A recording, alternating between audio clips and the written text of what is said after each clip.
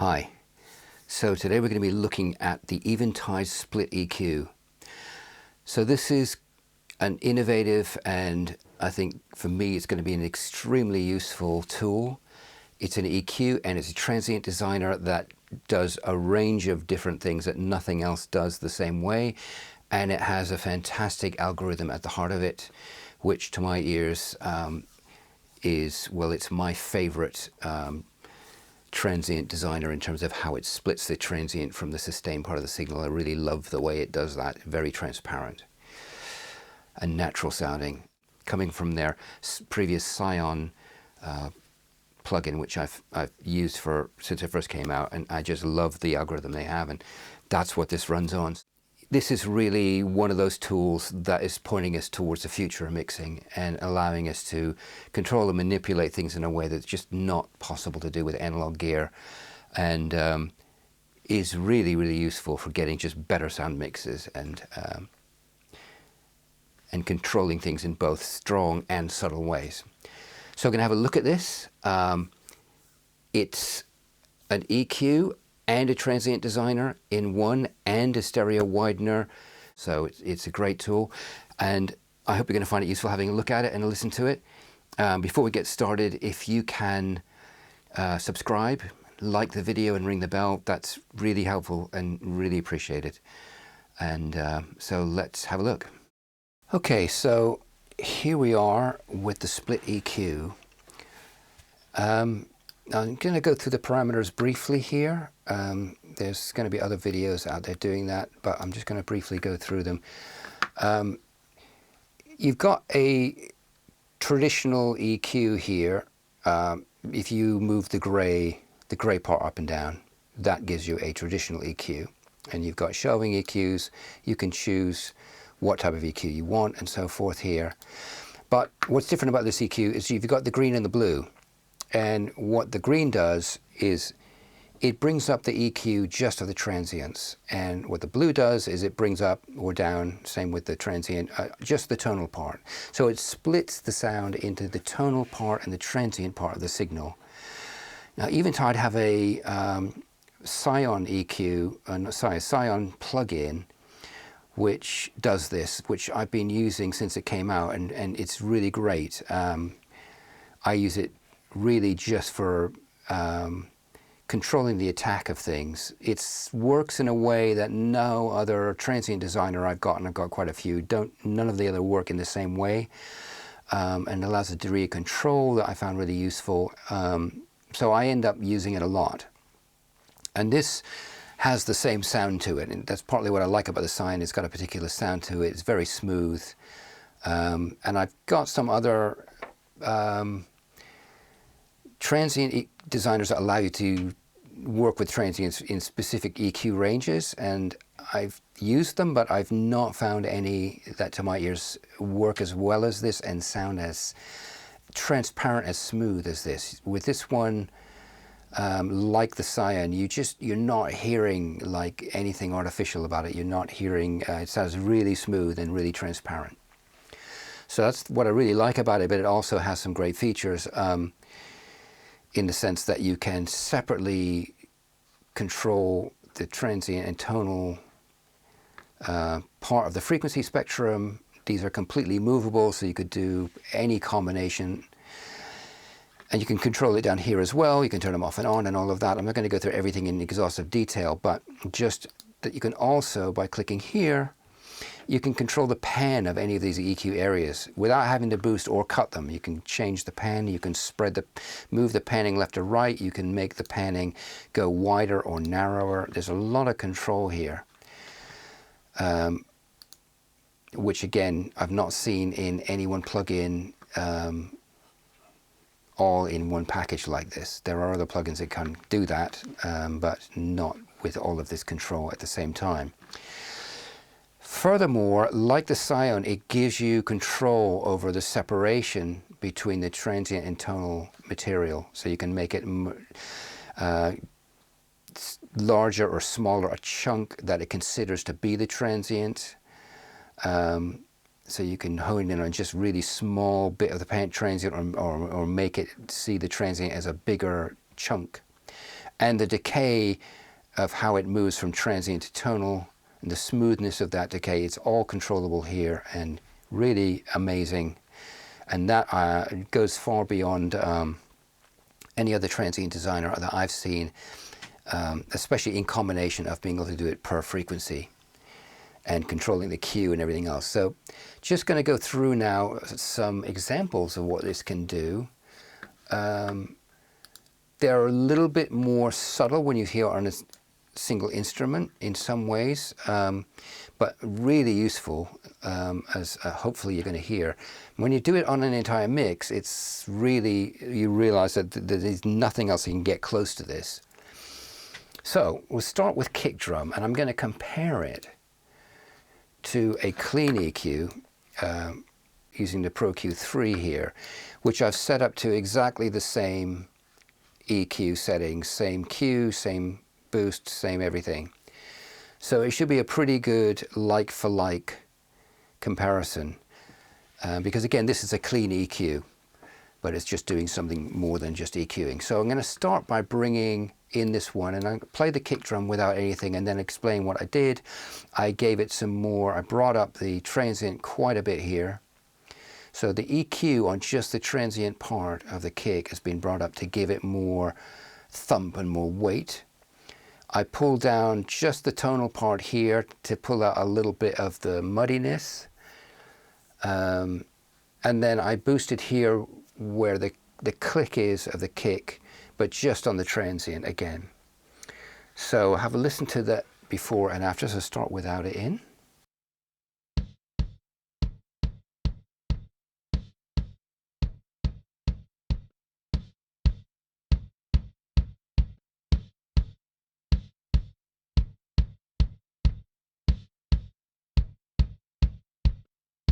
So you can hear that it's brought a lot more body into it, a lot more weight, and also increased the click. So I'm just going to turn these off one at a time so you can hear what each one does. Start with this low end transient boost, which is at 63 Hertz.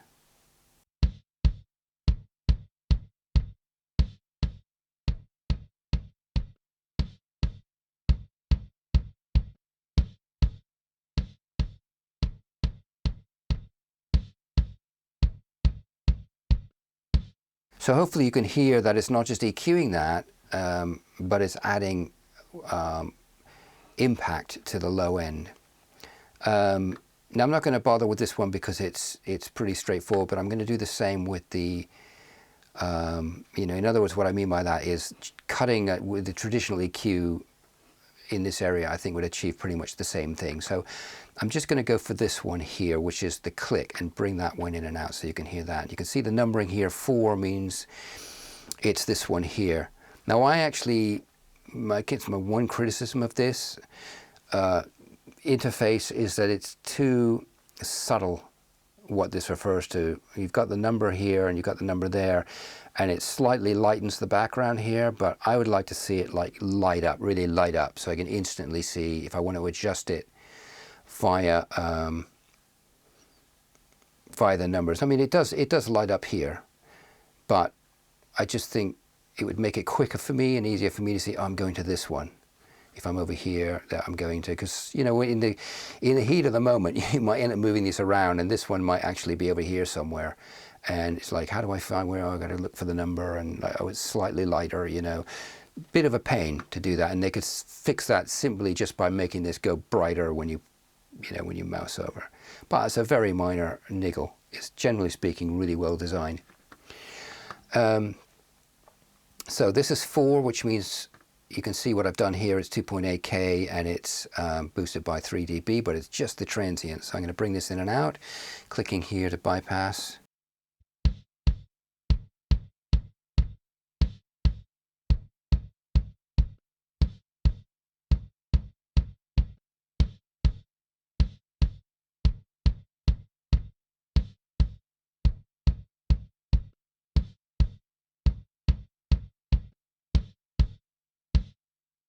So there's a little bit of latency before the effect actually happens after I've switched it on, but you can hear how much more the click is coming out.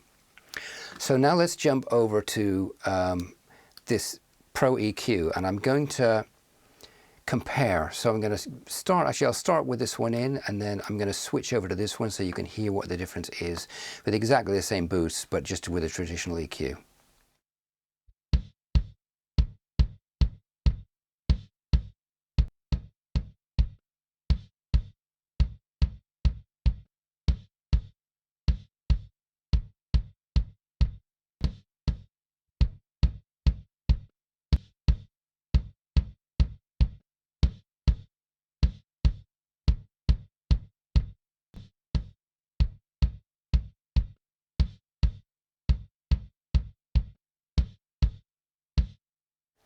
So hopefully you can hear the difference. This is bringing out a lot more impact to my ears, and this sounds by comparison like more overdone with the EQ, to the point where I think, no, that's way too much. It's sounding a bit muddy. It's sounding a bit, the low end sounding a bit too much. And whereas with this, it's not, that's not happening at all. You're getting the impact of that low end, that real low end weight and solidity, without the kind of overdone, over EQ'd sound that you're getting here.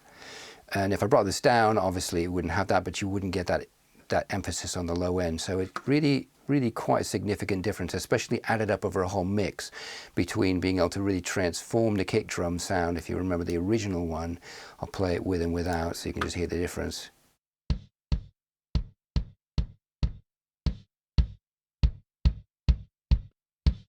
So you can hear like a really quite a big change there in the kick drum sound. And thinking about that over lots of instruments in a mix, if you went this far with EQ, you'd end up with a real mess.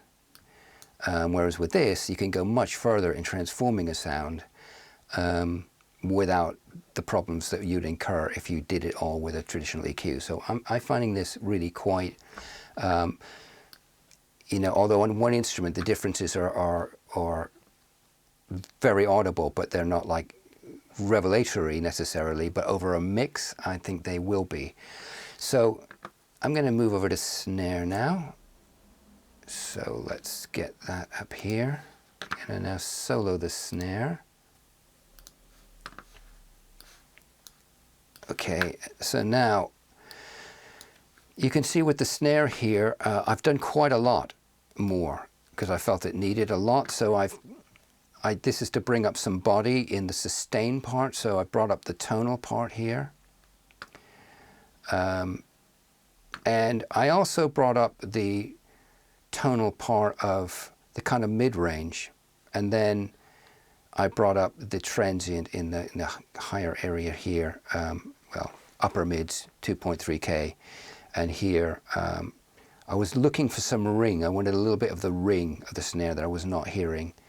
So I found that to be at around 770 hertz, 776, and then I wanted a bit more body, so I brought out about 177 here. So these are actually bringing out the tonal side, and this part here bringing out the attack.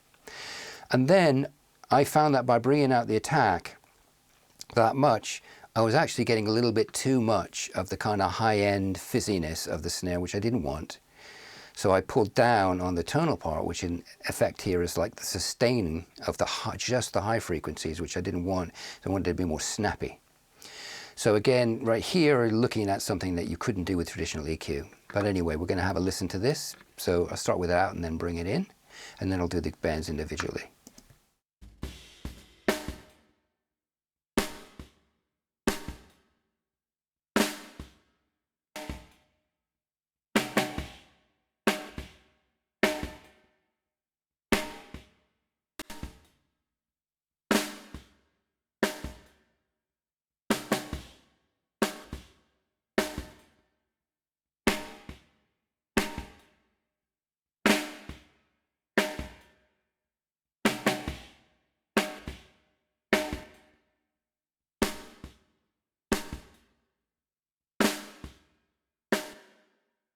Okay, so I probably didn't actually volume match that terribly well.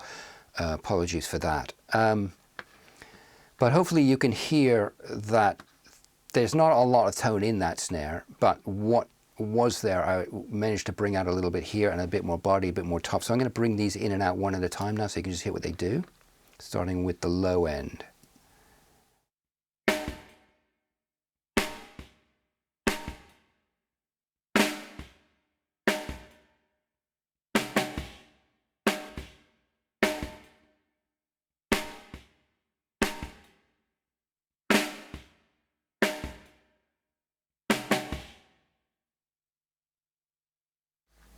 And now, so hopefully you can feel, it's fairly subtle because again, there's not a huge amount of low end on this snare.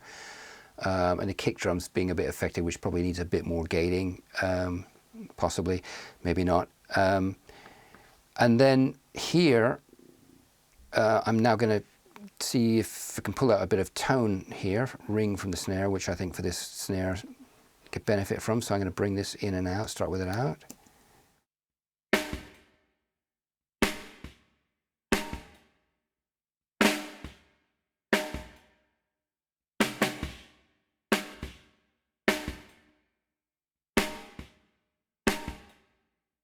So hopefully you can hear that. You can hear a little bit more of the kind of metal body of the snare there, which I think to my ears really adds to the sound of a snare in this context of this kind of music. And finally, a bit of impact, a bit of transient on the high end here. So start with this one out.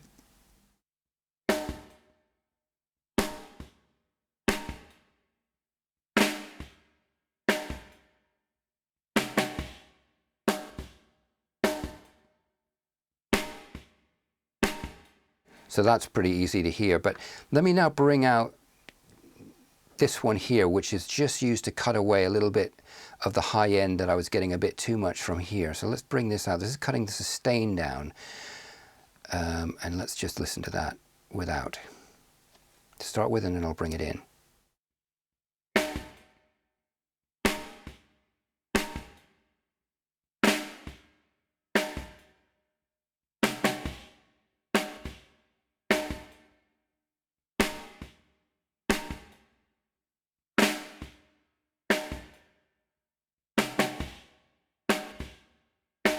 So fairly subtle effect, but hopefully you can hear that it's just a little bit, that attack is a little bit tighter and a little bit punchier without that extra sustain on the high frequencies. But I think it sounds fine either way. So now let's compare this to the Fab filter with the exact same boosts and so forth. And I've done a cut here, which is just a normal cut in the same way that happens here. It looks different because this one is separated off as just the tonal part. Okay, so I'm going to start with this one in and then jump over to that one so you can hear the difference.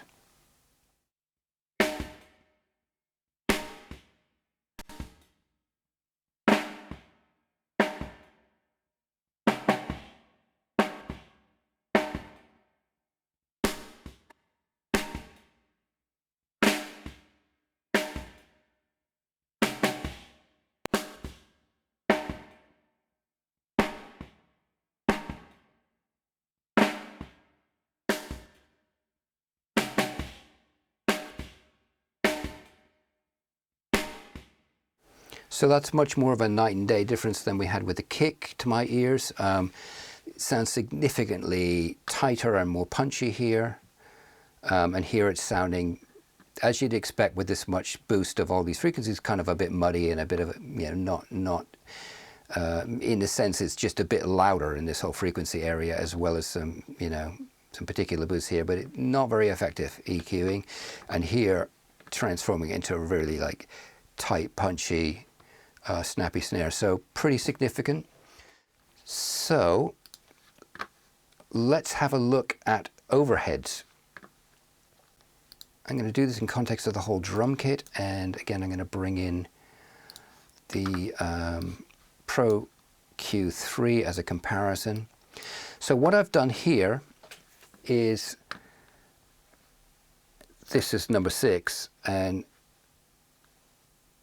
so what I've done here is I've boosted just the transient part, because what I was finding is that I wasn't really hearing the ride cymbal really clearly. But if you EQ everything up there you're going to hear all the sustain of the cymbals are going to get too much. You get a huge wash of cymbals, but I really wanted to hear the ride cymbal. And so that's what I did with this. I'm going to have a listen to that. So we'll start without and then bring it in.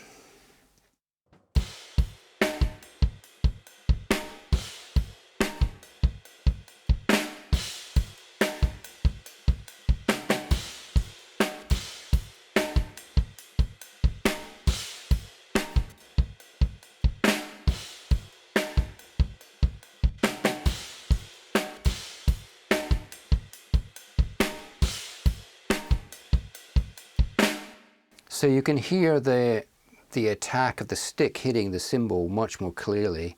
And this is a really simple ride pattern, but if it had been a complex ride pattern like you often get in jazz, you really need to hear that complex ride pattern. That's what, that's a big part of what's going on with the drums, and everybody else is playing off of that. So you want to hear that, to hear the interaction between the instruments and what the drummer is doing on the ride cymbal. And oftentimes it's quite hard to hear, and you end up having to boost the top end more than you'd like to, just so that you can hear that. And this allowed me to do that without having to boost all of the top end of the cymbals. So that's really, really good. I'll compare that now to the Pro Q3 and see what it's like with the traditional EQ. So I'll start with this and then jump over to that.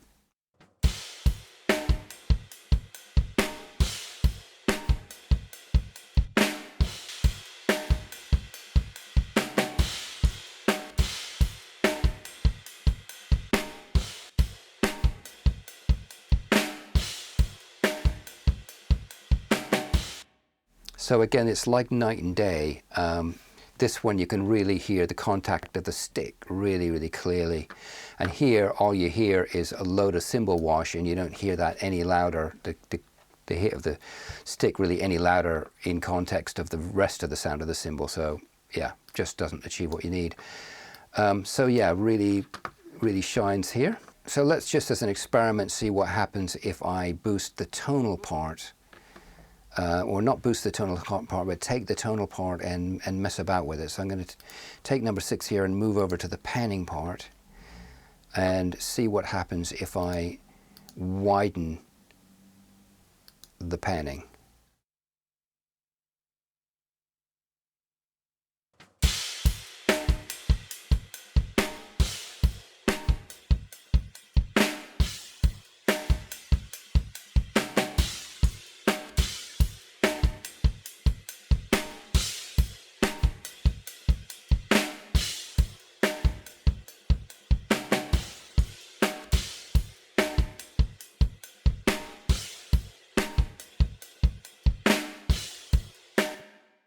Okay, that's pretty interesting, that you can actually separate out the cymbal wash from the hit. I wouldn't do that, but it's nonetheless kind of interesting. So what I'm going to do now, I think, is take another EQ and put it in the same place, number 3, and just work with the panning. So that's going to do everything. Let's see what that does.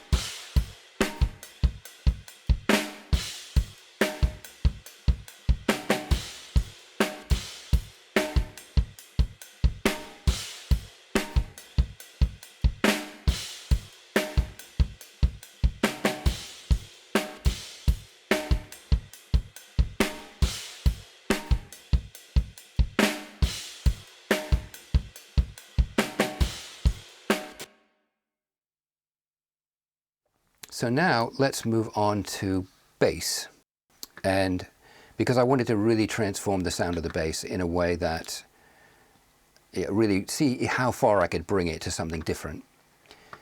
And this shows even more, the differences in a different context. So I'm going to start again with it out. So just to show you what I did, I just a bit of a boost on the tonal part down here, near the kind of the lower fundamental areas of the bass, and then a bit of a cut here. Just this is both, so this is traditional EQ cut here because it's the grey one, because it just needed a bit of mud pulling out. And then I really wanted to bring out the upper mids so you could really hear a bit more of a growly attack on it, which this bass didn't really have. And I want to see, can I do that without kind of ruining the sound? Can I push it that far? And then I wanted to hear even more of the kind of attack, and so I did another boost here, and these are just the transient part. So again, we see what happens if I do the same with the Pro EQ after I've done this, but let's just have a listen before and after with the split EQ. Actually, I'm going to move to a different part of this track, I think, which will be a bit better for this.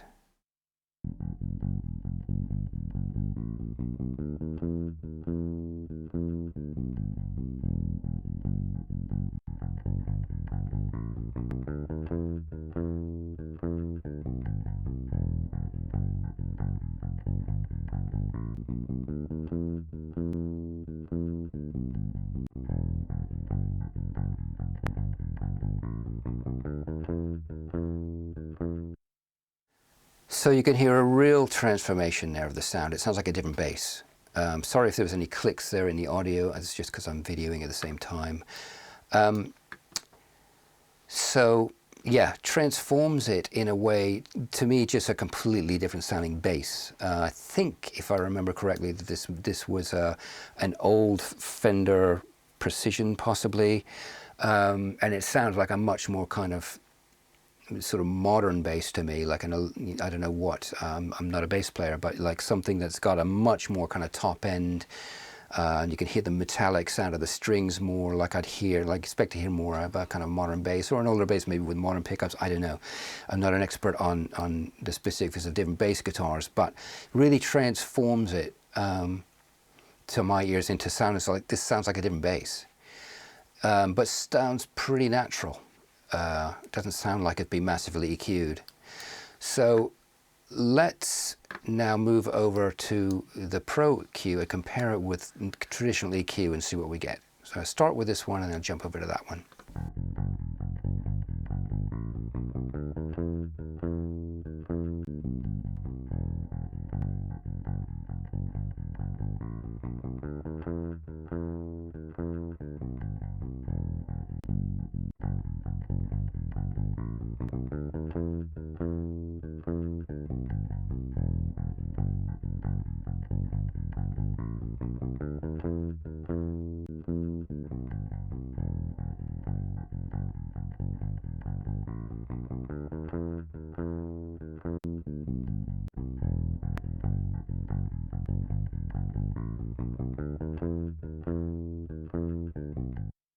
So quite a different effect. Again, this sounds like the EQ's kind of been overdone. It's a bit muddy. Yeah, it does bring out those upper mids, but it sounds like it's, yeah, too over EQ'd, as it clearly is. And I always find, if I'm going anything like, I'd never go this far with an EQ on a bass unless it was like saving a disaster of some kind. Like the bass had been so badly recorded that it was unusable. I might try to pull something out of it that was usable, knowing that it's never going to sound that great. But I'd never take a perfectly good recorded bass like this and ruin it by doing this level of EQ. To my ears, it would be just, it's trying to turn an apple into an orange. But I actually think this works and sounds pretty natural. Yeah, it's a pretty extreme change, but nonetheless, I think it actually works and is not something you could ever get with traditional EQ. So there we have it on bass. Now let's look at it on an entire mix to see what we can do with that. So I'm just going to open this up on the mix. I'm not going to compare this to a traditional EQ because I just don't think it would be so different. I don't think it's worth even comparing. So we're just going to do this before and after on the whole mix. I think I'm going to go back to that previous place.